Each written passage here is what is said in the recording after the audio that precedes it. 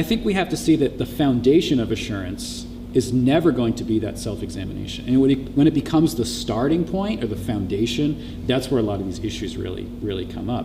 And I think in the New Testament it's not. It's definitely not the foundation. The foundation has to be something objective.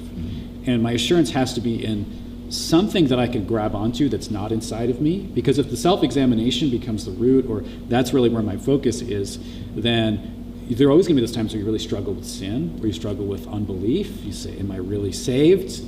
Is my faith really strong enough? Is it real faith? Is it false faith? You're going to come to those questions. And so there's really no place for something objective in terms of assurance when your focus is there. So the focus has to be on something extranos, right? Yeah. So the focus has to be on something outside of us. Yeah. And that's the foundation and basis of assurance. And understanding that background and that context, you can then look at those texts and understand them better.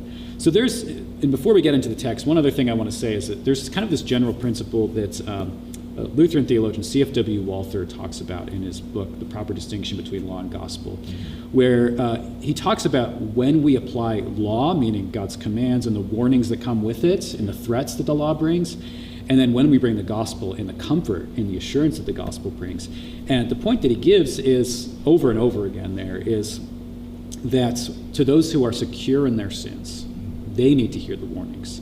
They need to hear the law. Yeah. So if somebody's living in unrepentant sin, just doing whatever they want to do, no care for God's law, no care for the word and the sacraments, they do need to hear those warnings. Mm-hmm. But when somebody is troubled in their conscience, when they have an anxious conscience, they need to hear the gospel. Mm-hmm. And so I think the problem with a lot of the church in understanding these texts is the wrong application of those things. Mm-hmm. And so those who are anxious about their salvation, those who are like, I know I'm a sinner, I want to be a Christian, sometimes can be pointed to, well, you better keep checking yourself to make sure you're really regenerate, which is just the wrong application. You're taking texts that are valid and good texts, but you're applying them in the wrong context. That's good.